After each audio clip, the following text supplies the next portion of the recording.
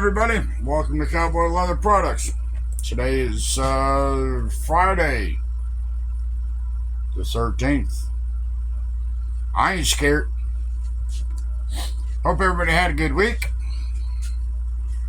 Hope everybody got all the projects on their table done, and you're starting new ones, or just don't do anything till Monday. Well, did it again. We went out hunting more leather. We went back into Nashville, and they had a sale on leather and fabric and everything else. My wife got about six trash bags full of different types of fabric. Some of it's quilting, some of it's it's all mixed up. She just went crazy, which, you know, if you want to make something and you don't have the fabric, you can't make it. And didn't make it past just inside the front door. So I had to get some more leather and found some pretty interesting stuff. We'll go through it here. I got it laid on the table, and I'll tilt you down here in a minute, and we'll go through it. But leather was cheaper last time I was in there and bought leather. It was $12 a pound, and they had it marked down to this week 30% off, which would be $8 a pound. Now, I've never heard of leather being sold by the pound.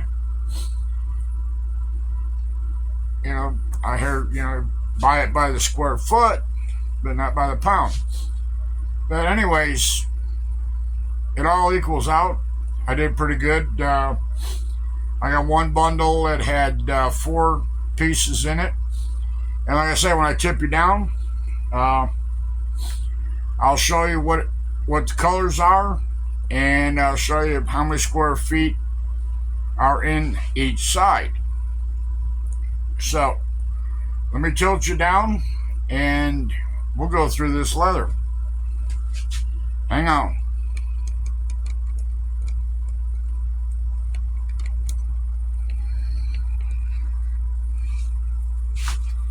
All right,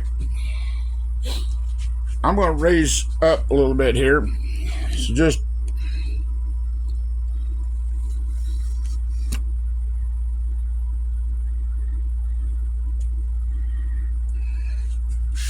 there we go. This is a nice piece. Oh crud, I forgot what. It's a 3 to 4 ounce. The color on it is what they call Iron Gate. This one here is 25.8 square feet. I mean, the front and back is really nice. You can use it for whatever you want to make. And you can use it with the hair. You can use both sides, rough side out, rough side in.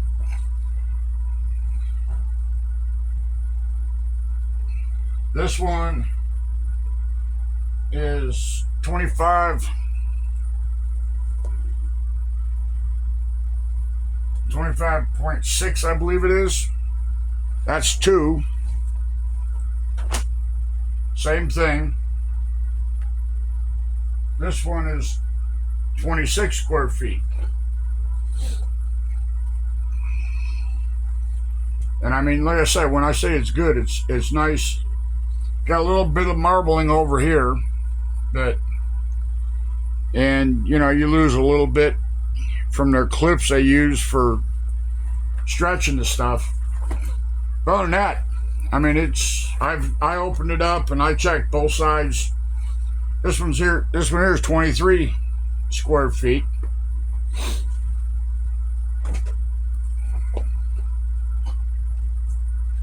get this out of the way now.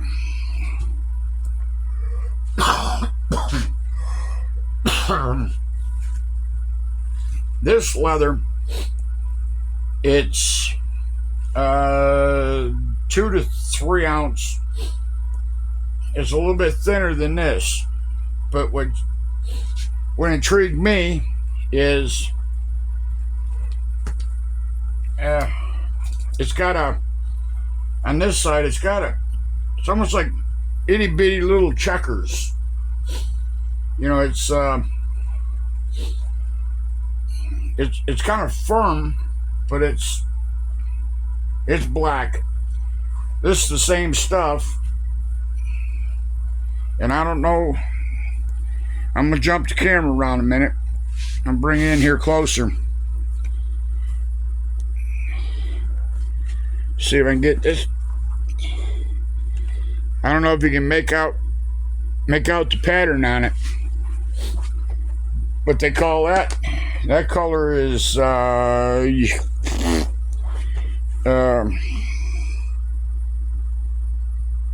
barley.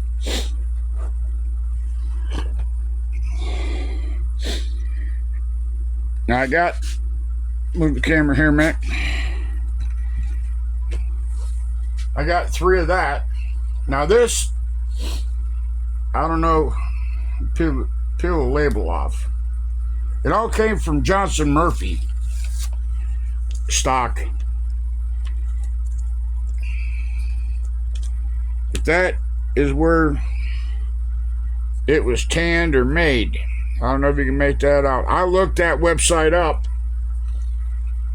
and I don't know if it's Italian or Venezuela or what, because it's all funny writing. But anyways, and I'm not sure if this isn't horse butt. It might be horse, it might be cow. I'm not sure. But it's nice. Maybe one blemish on the back side here. Doesn't come through. Yes, it does. I'm sorry. Right up in here, there's a hole. But it's all good, you know, usable material. There's another piece. Somebody took a sample out of it. Here's another piece in black. This is 10.1 square feet. I like the black. Another piece, 12 square feet. Like I say, this is all good, usable. Doesn't stink. It's still got a little bit of the leather smell to it. Now this piece here, this is they call it York, excuse me, and it came from SC Tannery. I'm not familiar with SC, but if Johnston Murphy thought that their leather was good enough to use in their shoes, I guess it's good enough for me to use in bags and whatnot. Now I say this is good usable. Just this section up in here got a little marbling to it. Looks like a gator belly.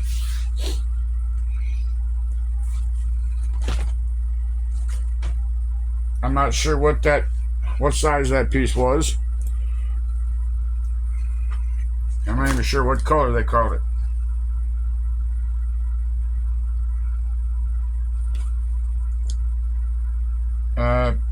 I don't know. I just call it kind of a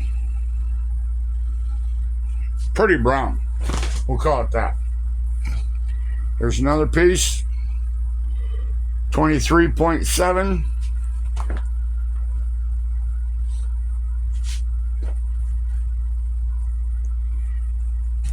Nice piece of leather here. This one here is I'm going to use for lining. Could bags, holsters, whatever.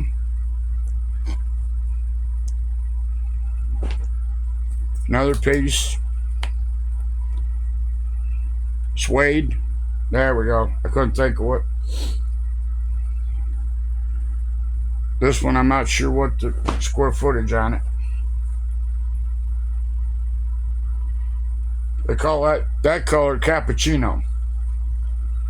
Now, here's some smaller pieces. I should have waited till I got to the bottom to let you look at it. You can get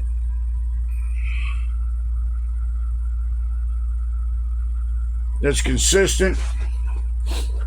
It's got a hole over here. I can work around that. That's no problem.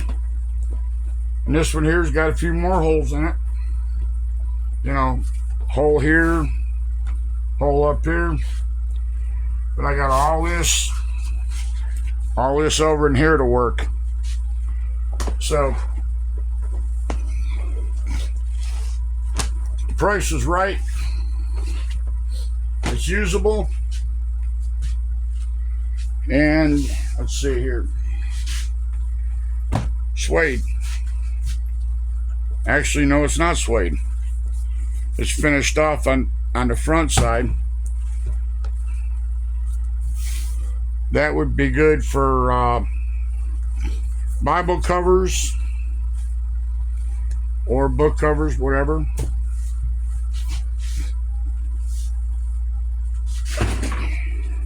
This is a little thicker. This would make good for lining bags or whatever you want to line, because I mean it's probably maybe 3 to 4 ounce.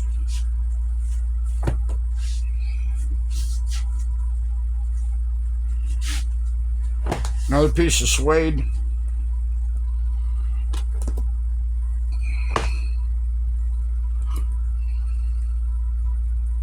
This is calf skin. So, I mean, it's all good. It's all good. It's all usable.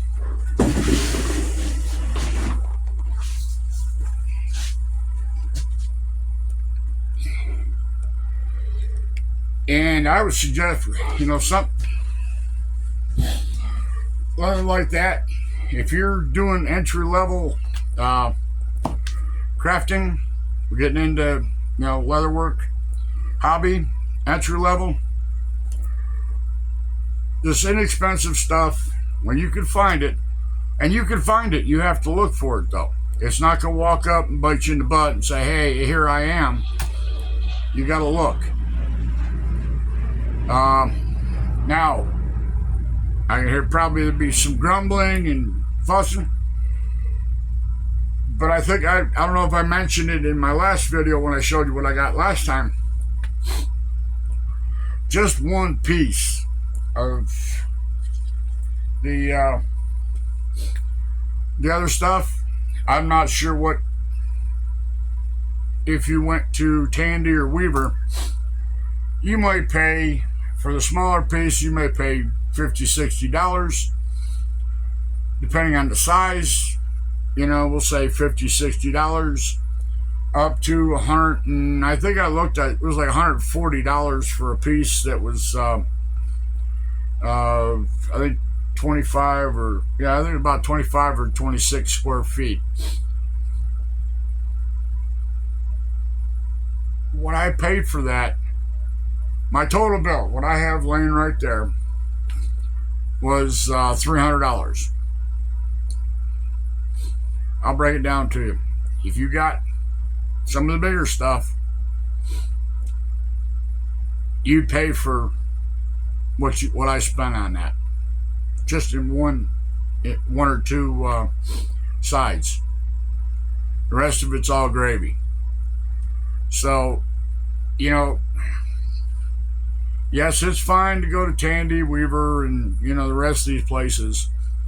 But if you're getting into this leather crafting as a hobby, it would not hurt you to look for the best deal you can find. Something like that. If you bought an inexpensive leather. Now, like I said, I don't know where it actually came from, but if it's good enough to go on a pair of Johnson Murphy shoes, then it's good enough for me. And that stuff, you know, this stuff here, like I say, it could be Italian. It could have been made in Venezuela. It could have been made, it's made in a foreign country, and it wasn't China. So, it's probably good leather. You know, a lot of times you buy stuff, unless you're getting, you know, Wicked and Craig, Herman Oak, or something like that, where you know that it's made right here in the United States, or was it SC Foot? They make tan up leather for Red Wing boots. So, my feeling is, if it's good enough for Red Wing, it's good enough to do what I'm going to do. But I'm not telling you what to do. I'm just giving you options. You know, if you're going to do this, start out getting the best grade or best quality leather for a reasonable price. Now, you know, yeah, some people, they can only, you know, manage a shoulder or a half shoulder, quarter shoulder, whatever. I can cut up a full side with no problem, and I can get, let's just say I'm building a bag. I lay one of them pieces out. I cut my side, my gussets, I cut everything. It's all coming out of the same hide, so it's going to be the same color all the way through. You know,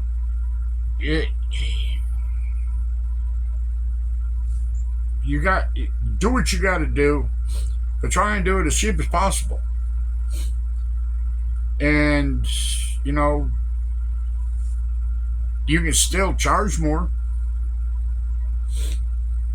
And some people, cringe when I say, the customer doesn't know Wicked and Craig or, these other top brands. They don't know that from peanut butter. All they're looking at is the fit, the finish, and, how good it's going to look in their pocket, on the wife's arm, whatever. Same with your tools. There's nothing wrong with buying tools off of eBay or wherever, second hands. There's nothing wrong with that. You don't have to start out with the brandy dandy new ones. Shoot, I haven't bought tools in any major tools in probably 2 or 3 years. Well, when I had the fire, I had to start out buying all new tools. And them rascals are expensive. Just a French skiver cost $75.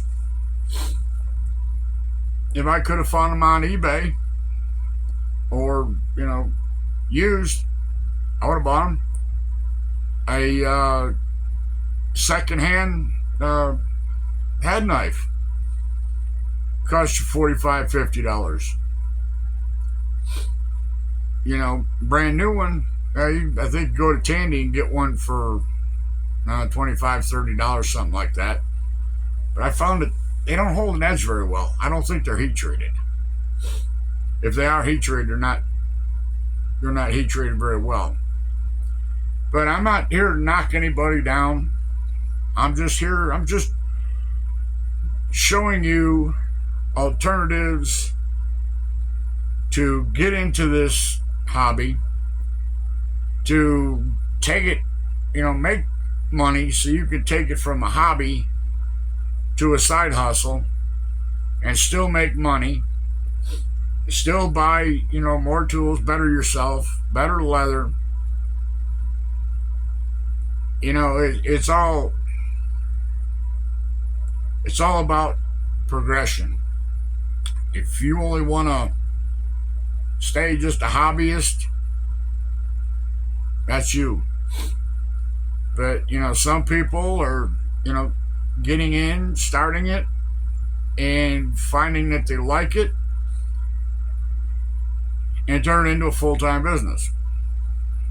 Nothing wrong with that. That's what I did. I don't work for anybody except for me. Well, I take it back. My wife. But anyways, just to report on my wife. She's got, her sewing machines moved in here. I can't see too much behind me, but she's got everything pretty much where she wants it. Got fabric over there, and that shelf with the bags on it, that's what we just got in yesterday. So, she's got to come over this afternoon and put it up, sort it out, and put it up.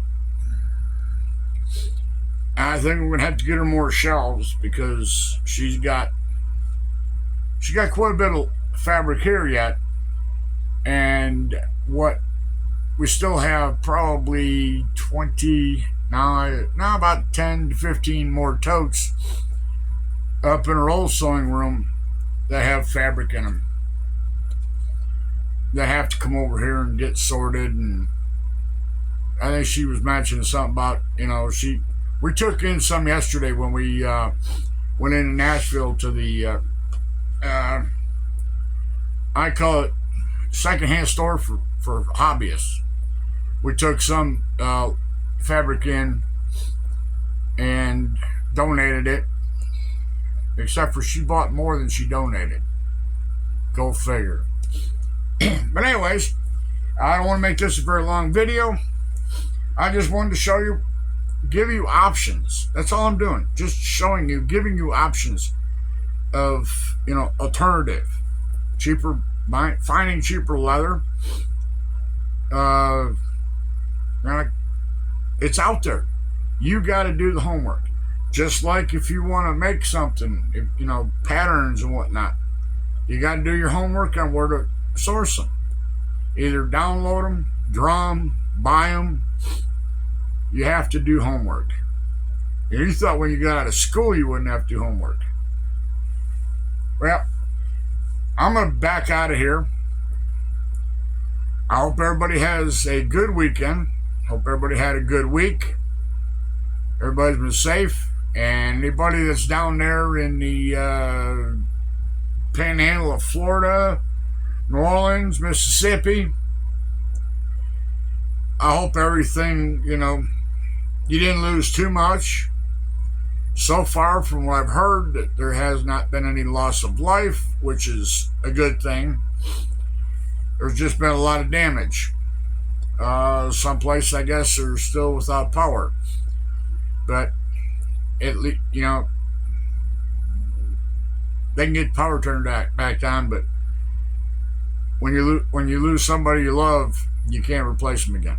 So, my prayers are out to those people that got hit by the hurricane, and anybody out in California that's being inconvenienced or has lost stuff in the fires. My prayers are out to you. It's just a crazy, wacky world out there nowadays. I've got to the point where I watch local news. That's depressing enough. But I don't need to get off on any rabbit trails. So, Mark, if you're watching this, tomorrow's Saturday.